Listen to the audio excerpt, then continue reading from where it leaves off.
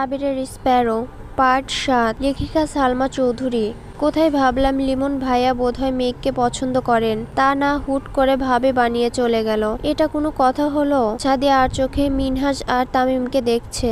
লিমন মিনহাজের ঘাড়ে হাত রেখে কি যেন বলতে বলতে যাচ্ছে। তামিমও পাশে মাথা নিচু করে হাঁটছে। সাদিয়া বলল, ওনারা মিনহাজদের নিয়ে কোথায় গেল? আমরা কি ওদের জন্য অপেক্ষা করব?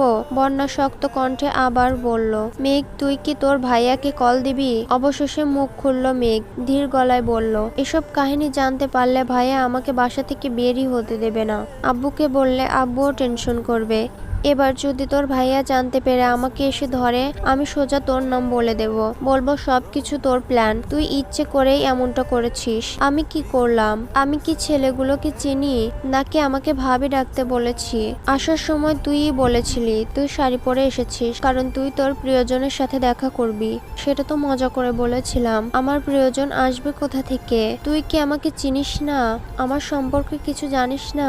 বন্যা দীর্ঘ নিঃশ্বাস ফেলে বলতে শুরু করলো, তোকে আমি চিনতাম, খুব ভালো করে চিনতাম। এসএসসি পরীক্ষা পর্যন্ত আমি ভাবতাম আমি তোর বেস্ট ফ্রেন্ড, কিন্তু যেদিন থেকে বিশ্ববিদ্যালয়ে ভর্তি হয়েছি তারপর থেকে সেটা ভাবতে পারছি না। তুই এখন আর আগের মতো কথা শেয়ার করিস না। তোর নামে এদিন ওদিন পার্সেল আসে। তুই যা ভাবিস যা চাস তা হুট করে তোর সামনে হাজির হয়ে যায়, অথচ তুই বলিস তুই কিছুই জানিস না। আগে তোর ভাই তোকে নিয়ে ঘুরতো, আমার বিরক্ত লাগলেও অন্তত পক্ষে চিন্তা লাগতো না, কিন্তু ইদানিং তোর ভাইও আসে না, হয়তো আমার উপর ভরসা করে পাঠান, অথচ ওনার অগোচরে তোর জীবনে কত কিছু ঘটে যায়, তুই ওনাকে বলিসও না, এমনকি আমাকেও বলিস না। মেঘ আশ্চর্য নয়নে তাকে প্রশ্ন করলো, কি বলবো আমি? তোর জীবনে কি সত্যি কোনো স্পেশাল মানুষ আছে? মেঘ মলিন হেসে বলল, আমার জীবনে স্পেশাল কেউ এলে সবার আগে আমি তোকে বলবো। এতটুকু বিশ্বাস আমার উপর রাখিস? তার মানে এসব ঘটনার কোনো কিছুই তুই জানিস না?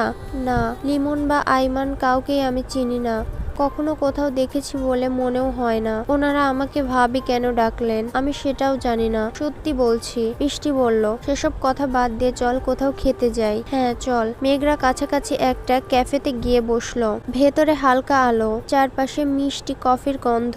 এক কোণে সাউন্ড বক্সে মৃদু সুরে গান বাজছে। কফির সাথে হালকা কিছু স্ন্যাক্স অর্ডার করলো। মিনিট 5 গল্প করলো। আশেপাশে মানুষের আনাগোনা চলছে। সাদিয়া হঠাৎ বলল, মেঘ তোকে আজ অন্যরকম সুন্দর লাগছে, তবে কানে একটা গোলাপ ফুলের অভাব বোধ করছি।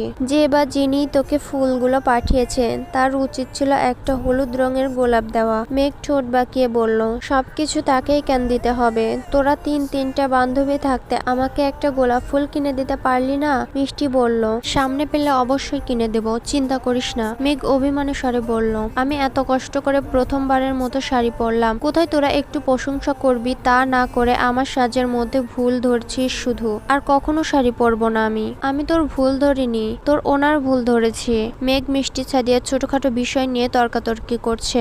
বন্যা এখানে নেই, সে তার বোনের সাথে কথা বলার জন্য নিচে গিয়েছে। বন্যা সিঁড়ি দিয়ে ওঠার সময় পেছন থেকে একজন বলল, এক্সকিউজ মি। বন্যা তাকাতেই দেখলো একটা হলুদ গোলাপ হাতে দাঁড়িয়ে, সাথে একটা চকলেট। কয়েক সেকেন্ডের জন্য বন্যার হৃদস্পন্দন বন্ধ হওয়ার উপক্রম হলো। ছেলেটা তড়িৎ বেগে বলল, সাইড প্লিজ। বন্যা কিছু বুঝে ওঠার আগে ছেলেটা দৌড়ে সিঁড়ি দিয়ে উঠে ক্যাফেতে ঢুকে পড়ল।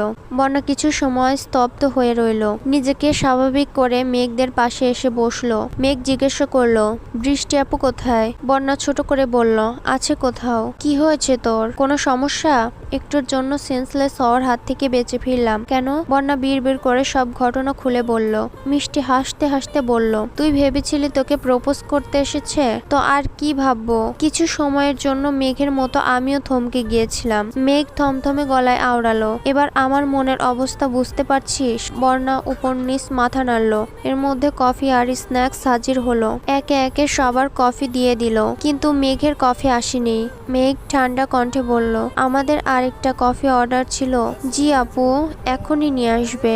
সঙ্গে সঙ্গে মেঘের কফি হাজির হলো, কিন্তু আশ্চর্য ব্যাপার হলো সবার থেকে মেঘের কফিটা খুব স্পেশাল। কফির ফর্মের ওপর লাভ আকার, তাতে লেখা AS।